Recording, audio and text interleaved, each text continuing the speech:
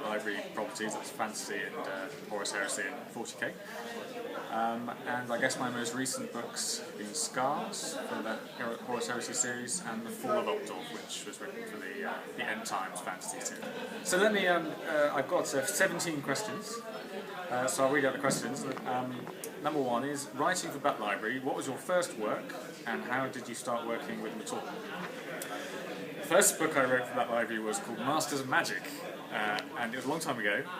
It came out of a short story competition that Black Library had running a long time ago online, and I entered a short story called Premonition, which was about high elves and about the very early days of the Empire, the human empire, in the fantasy setting. On the basis of that, they asked me if I'd like to write a novel, and I wrote a very short novel by the usual standards now, called Masters of Magic, which was about battle wizards. I don't really recommend you look for it.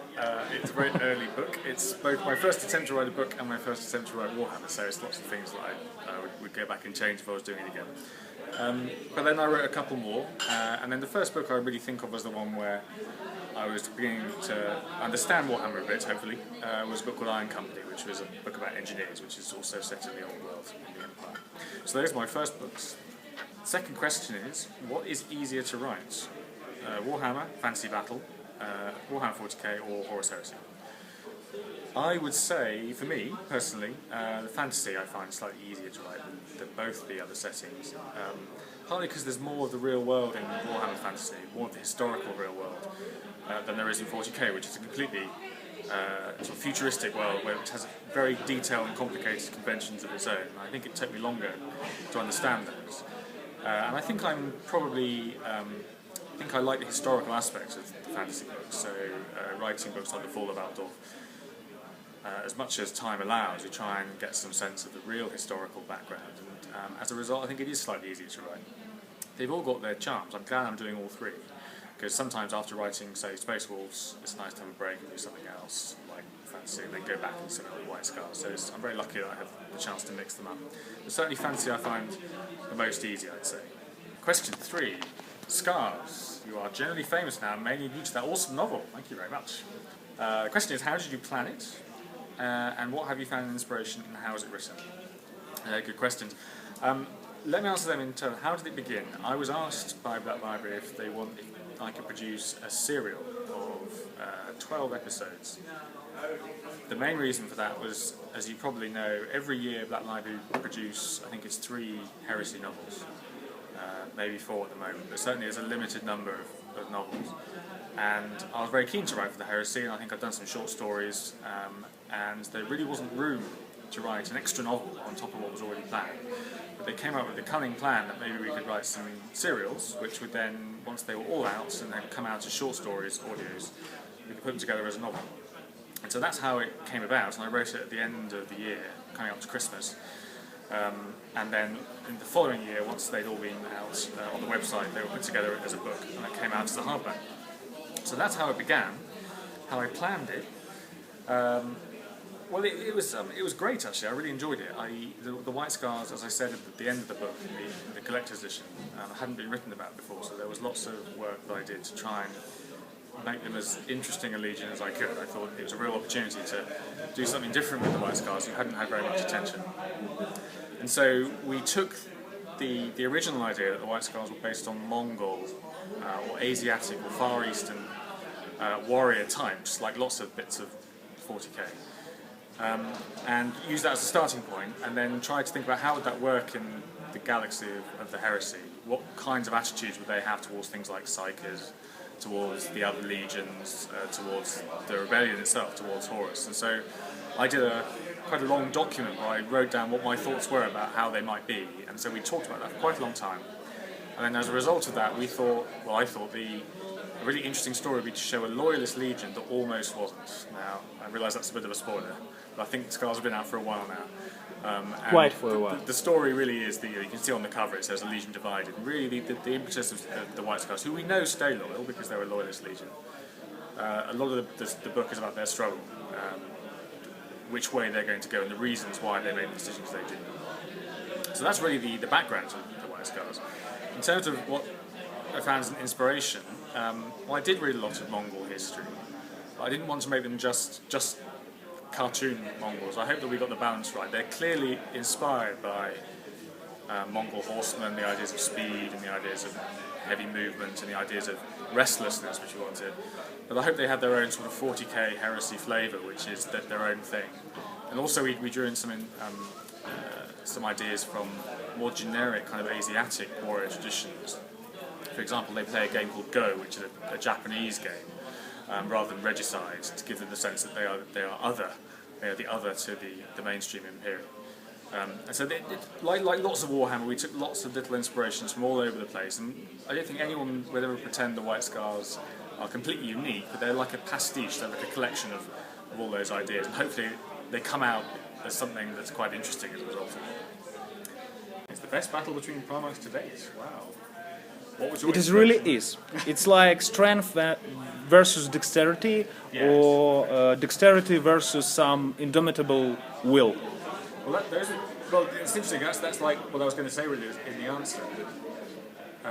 Again, slightly spoilers, just to anyone who hasn't read the book, you might want to skip this bit. But at the end of Scars, Mortarion, the Primarch of the Death Guard, encounters the Khan, and they have a debate over the nature of heresy, and then it dissolves as these things do, and they become enemies and they fight. And the reason there are a number of reasons why I wanted that scene. The first is, I don't remember where, but there is something in the background somewhere about the Khan and Mortarion having a sort of running feud during the heresy. So there's a little snippet in the background that really got me thinking, well, why would they be uniquely at each other's throats? And as you said, one of the cool things about them is that they're completely different warrior archetypes.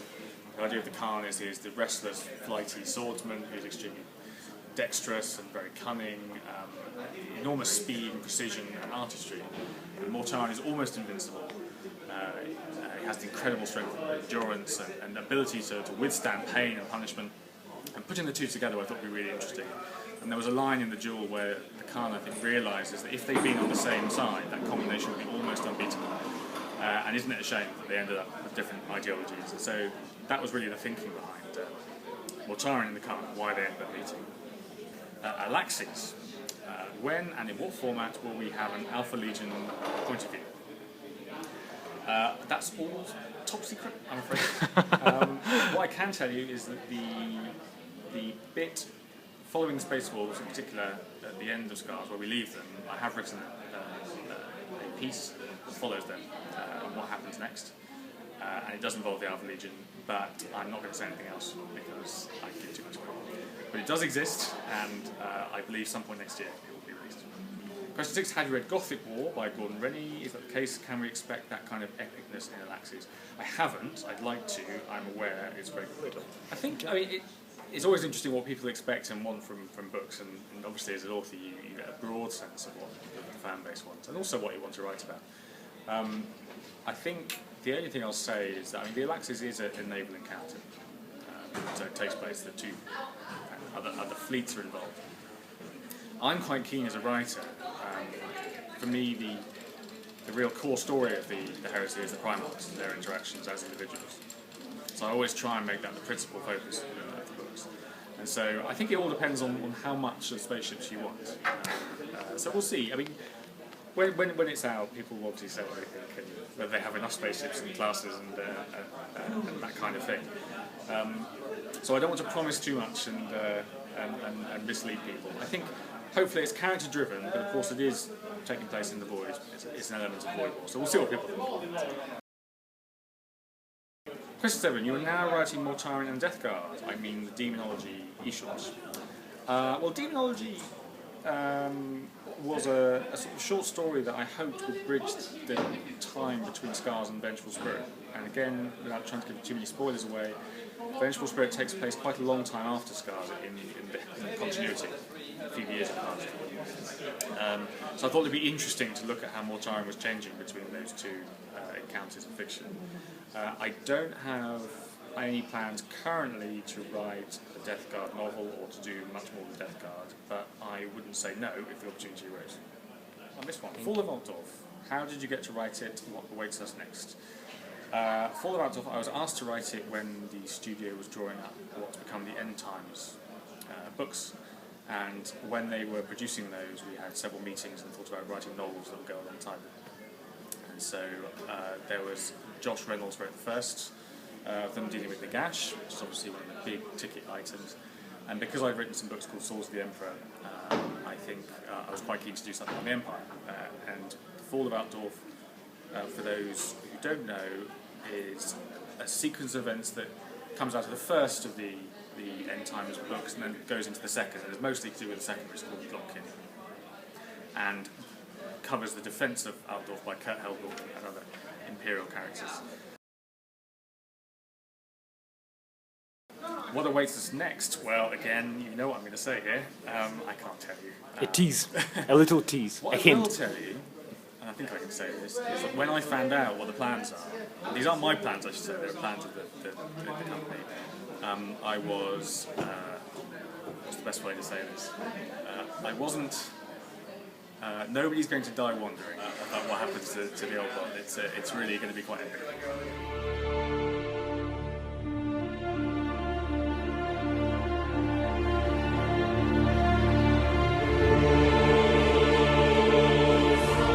Von Kleistevol and Zintler, who are two characters, how did you come to these names? What is your research in medieval German?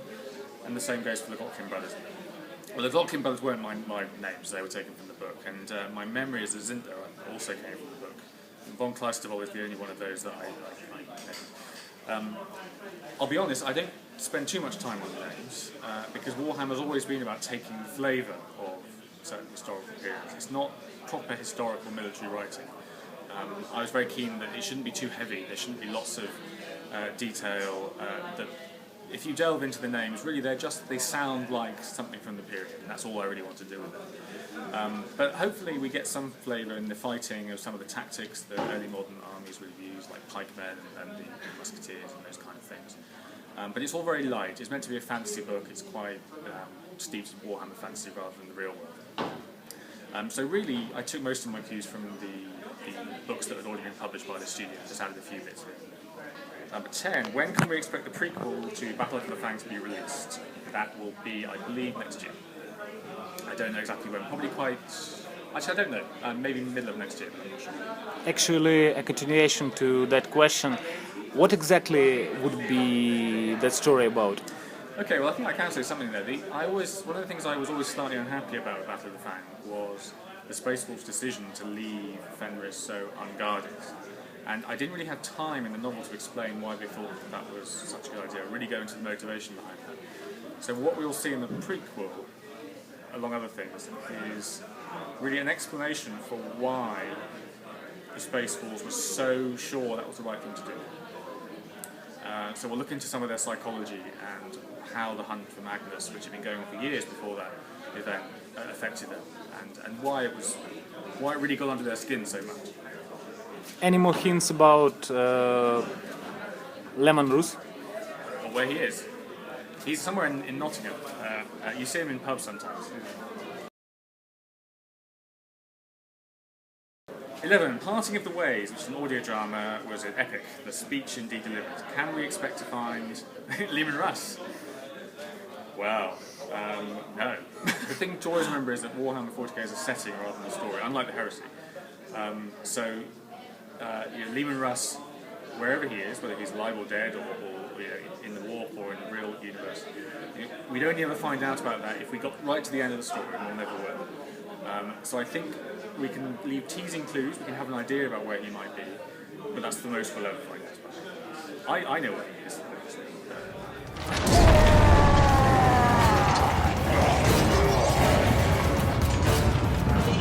Well, is it easier to write prequels or follow-ups? It's really difficult to write both of them, actually, because you're always worried that you're going to ruin the story by going back to the beginning or continuing it. You always, writing is horrible. You're always worried you're going to kind of annoy people because some people don't like what you do or you take the wrong course. So it's always difficult, and the pressure is always much bigger when you write things that follow on or go before stuff that's already happened. I think probably writing prequels is tough because in terms of the story, everyone knows the results, and so you've got to find a way to make it interesting. And again, going back to Scars, we know what the White Scars do. We know they're on terror at the siege. That's been in the background forever. And so if you're telling their story, you've got to try and tell that journey from where they start to where they end in a way that people find interesting, even though they know where the conclusion is.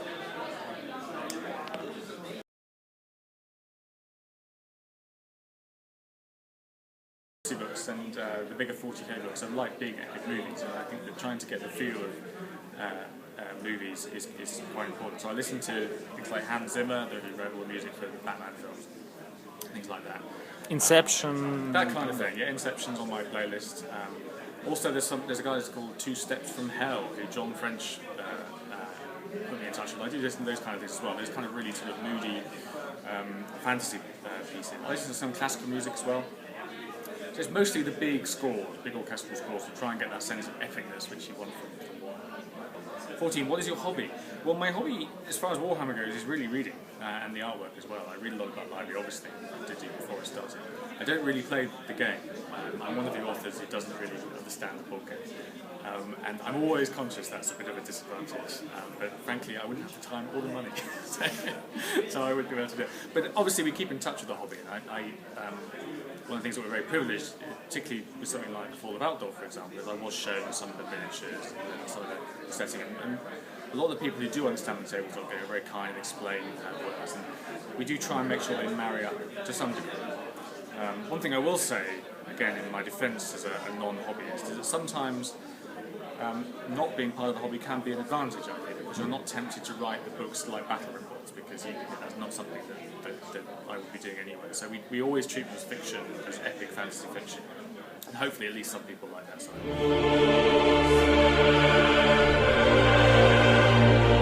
15. Are you afraid of fans like me? Yes. The fans are lovely, and as writers we need fans. And I think one of the exciting things about Warhammer is people are very passionate about it. As an author, it is intimidating because, like I said earlier, you don't want to disappoint people, and writing books is quite hard. People are very kind and say nice things, and that's sometimes they do. But people can be critical as well, and of course they should be critical when they don't like things. I think the only thing you can do as an author is try your best and try and interact with fans and be honest and say what you were trying to do. And if things don't work, then you try something else. But obviously, fans are the lifeblood of what we do. And I think without them, there is no hobby and there is no library. 16. What is your next project, except Alaxi's, of course? Well, my next project. Well, I'm currently writing actually the prequel to Battle of the Fan, which has been on the back burner for a while. The one that follows that I can't tell you anything about because they will literally kill me. I'm hoping after that to return to the heresy and maybe do a follow-up novel to Scars. So at least that's not a Horus Heresy. Well, it might be, but I can't tell you anything about it. Okay. Final question, what other publishers do you write for? Well, I don't at the moment. I have in the past done bits and pieces. I wrote some for Stargate, which is a TV show which has a time limit. At the moment, I'm purely doing Black and they don't give me time to do anything else. You know that Black Library fans would be quite happy to hear that. Well, I hope so. I hope some of them anyway. And that's it. Thank you very much.